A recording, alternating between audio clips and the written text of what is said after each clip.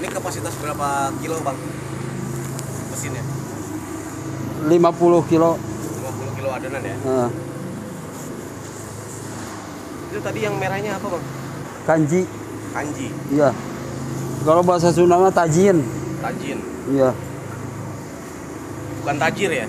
Bukan. Kalau tajir banyak duit dong? Ya banyak uang tuh. Tadi berapa lama nih digilingnya?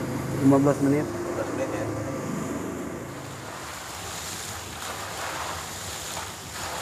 Ini tadi dijemurnya berapa menit? Ya 5 menit lah. 5 menit lah ya. Biar apa tadi bang? Biar ngembang. Biar. Bang, biar bentar ya. Iya.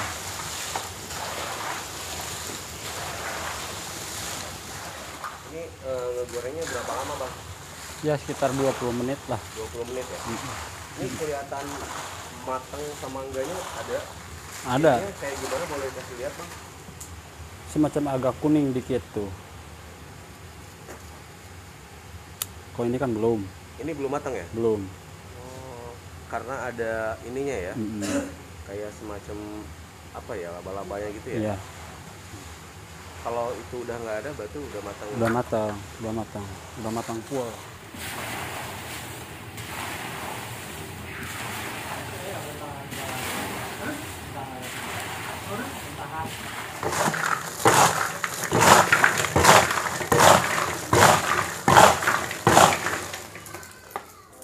Ini gulanya gula apa? Gula aren sama gula putih. Oh, gula aren.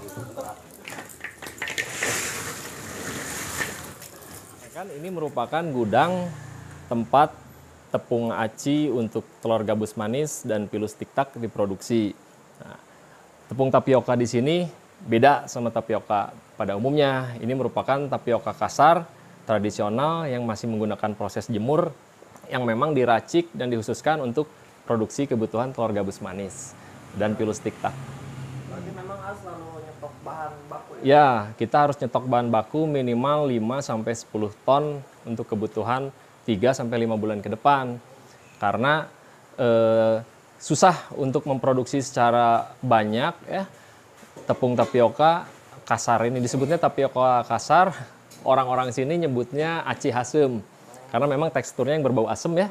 Berbau asam, dan memang ini hanya untuk kebutuhan kue-kue tertentu termasuk telur gabus manis dan pilus tiktak yang kita produksi. Tidak sembarang semua kue bisa menggunakan tepung tapioka di sini. Ya, menggunakan terigu, gula merah, gula pasir, vanila, tentunya wijen. Nah, wijen menguatkan rasa dan wangi ya. Gitu. Berarti itu bahan dasarnya ya? Ya, itu bahan dasarnya. Jadi blender ya? Enggak, wijennya kita tabur dalam adonan. Jadi ketika digigit itu kerasa renyah wijennya. Prosesnya dari tepung tapioka khusus yang kita racik memang untuk tekstur telur gabus seperti tadi kita lihat di gudang, itu lalu kita mixer.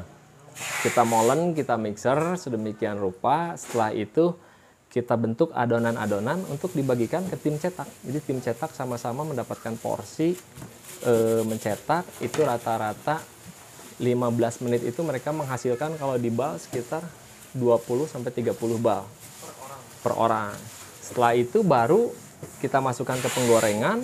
Penggorengan pun prosesnya dua. Dari penggorengan basah ya menggunakan minyak yang tidak panas, di apa istilahnya diolah di angin-angin dulu, diaduk-aduk dulu. Setelah kue sedikit mengembang baru kita masukkan ke minyak yang sangat panas agar kue tersebut mengembang. Ada 2 tahap. Kurang lebih kita goreng 15-20 menit. Masih dalam keadaan panas, kita angkat. Setelah itu lalu kita gulai menggunakan gula khusus. Komposisinya gula aren, gula merah ya, gula putih dan vanila yang sudah kita godok benar-benar panas. Lalu kita siramkan ke adonan yang sudah jadi tadi. Gitu. Telur gabusnya betul. Setelah itu kita taruh di ruang untuk ngebal, kita bal, kita timbang, kita sesuaikan dengan pesanan, baru kita susun untuk selanjutnya kita siapkan, kita distribusikan ke pelanggan-pelanggan, seperti itu.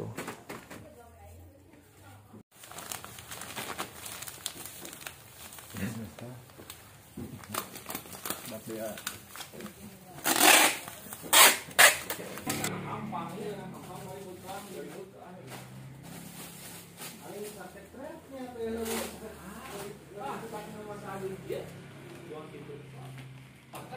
Bismillahirrahmanirrahim. Assalamualaikum warahmatullahi wabarakatuh.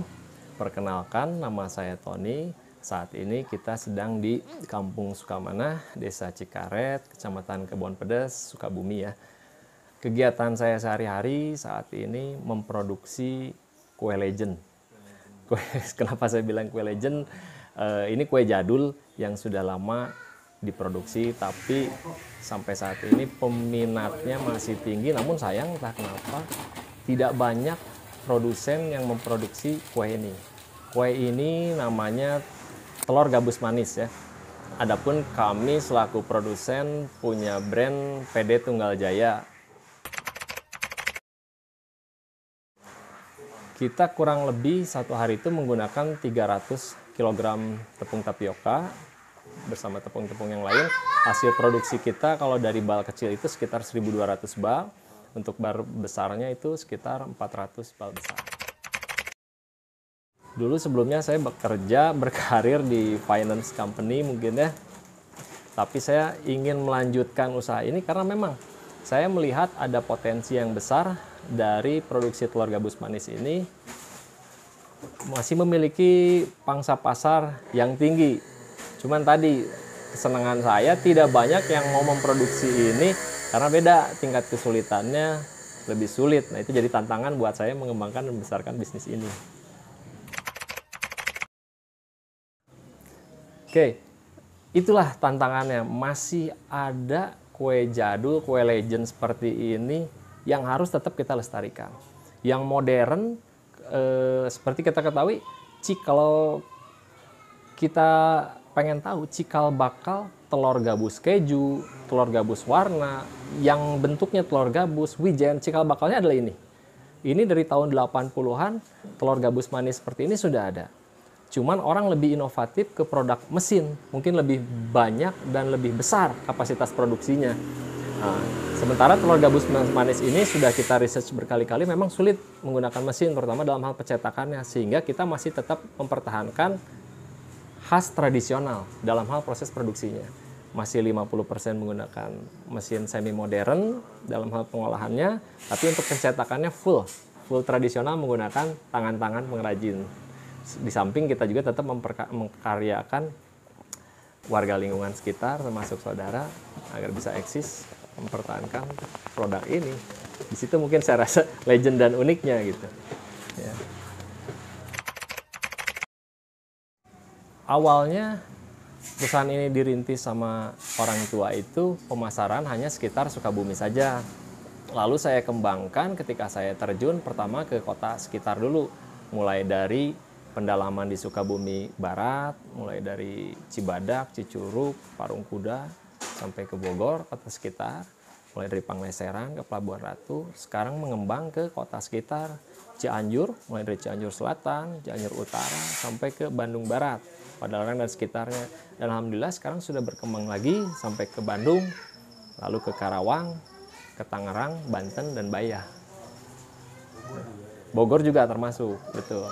Sampai ke Parung ya, kita pasarkan sampai ke sana.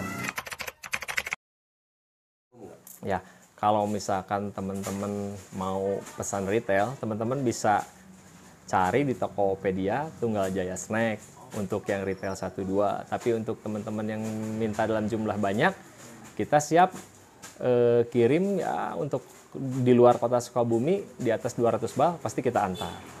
Teman-teman bisa menghubungi saya Tony langsung di nomor 081 221 311 555. Insya Allah saya langsung yang melayani.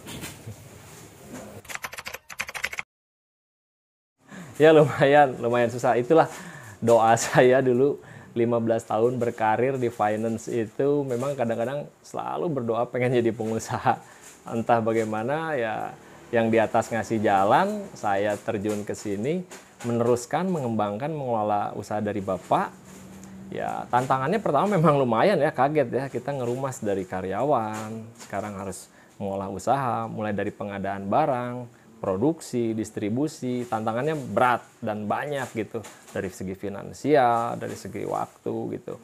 Cuman ya saya rasa yang penting ketika itu saya konsisten, saya patuh dengan resep yang ada, tetap mempertahankan cita rasa, saya konsisten, terjun sendiri, menggeluti sendiri dari mulai pengadaan bahan baku produksi sampai pemasaran yang alhamdulillah akhirnya berkembang juga gitu loh. Keluarga ya, keluarga, bapak, istri, itu semua benar-benar full, total support saya. Alhamdulillah doa orang tua, ibu, bapak, istri ya, keluarga, kakak-kakak saya di Bandung, semua uwa-uwa saya, saudara saya mendoakan, sehingga saya yakin lah kesuksesan saya itu 99% dari doa mereka. Dalam usaha apapun, pertama menurut pandangan saya, lihat dulu apakah usaha tersebut sesuai dengan hati kita atau tidak, sesuai dengan passion kita atau enggak. Yang kedua, lihat kompetitor sekeliling. Kalau terlalu banyak dan pasarannya umum, saya rasa cari yang lebih unik, cari yang beda, yang membuat saya mau terjun, membesarkan dan menggeluti usaha ini karena saya rasa ini unik. Tadi tidak terlalu banyak orang yang memproduksi ini. Minim pesaing ya? Iya, minim pesaing. Yang kedua, ya konsistensi, totalitas, sabar, dan kurangin tidur, banyakin kerja. Omset rata-rata kita itu per hari 8-10 juta. Average di 10 juta sih. Nah, ya kalau paling besar sampai 15 juta per hari omset. Mantap. Telur gabus rata-rata 10 juta. Kalau TikTok sampai 15 juta. Beda. Ya, TikTok lebih besar karena harga per balnya pun lumayan beda. Iya. Telur gabus ini mulai dari 28.000 per bal sampai 35.000 per bal. Kalau TikTok mulai dari 48.000 per bal sampai 70.000 per bal. Tergantung isinya. Virus TikTok kita pun beda. Kenapa saya bilang beda? Kita menggunakan kencur yang khas dari Jawa Tengah, kencur yang sudah matang, yang udah masak ya, benar ibaratnya kalau durian itu jatuh pohon gitu ya, matang pohon, sehingga kuat cita rasa dari kencurnya sama bumbu khasnya yang diracik memang beda gitu. Mempertahankan suatu usaha apapun itu, termasuk telur gabus manis ini, biar tetap eksis. Yang pertama, karena ini makanan ya, jangan pernah sekali-kali mengurangi cita rasa, mengurangi kekhasan, dan mengurangi kualitas. Walaupun bahan baku saat ini jadi tantangan, naik turun, minyak langka, susah, bahan baku gula, tepung, semua naik. Kita lebih baik mengurangi tonase ya, mengurangi jumlah gramasi dibanding mengurangkan kualitas. Yang penting kita sampaikan ke market, dulu harga sekian dapatnya sekian kilogram, sekarang harga sekian tetap sama, tapi berkurang gramasinya, tapi tidak menurunkan kualitasnya. Cita rasa, resep, sekali-kali jangan pernah dikurangi, itu aja sih untuk bisnis makanan. Termasuk bisnis yang lain, konsistensi menurut saya itu yang paling penting. Saya sih cuma ngandelin 3 hal aja. Yang pertama, doa orang tua, istri dan keluarga. Yang kedua, banyak berbagi dan memberi, karena saya ngerasain betul ngasih 1.000 dapat 2.000 gitu. Dan yang ketiga, kita harus nggak punya uang buat sedekah, sedekahlah dengan senyum. Pada saat ngirim barang 1 box sekian ratus bal, sisihkanlah 1 bungkus 2 bungkus buat yang di jalan. Itu aja sih kunci saya.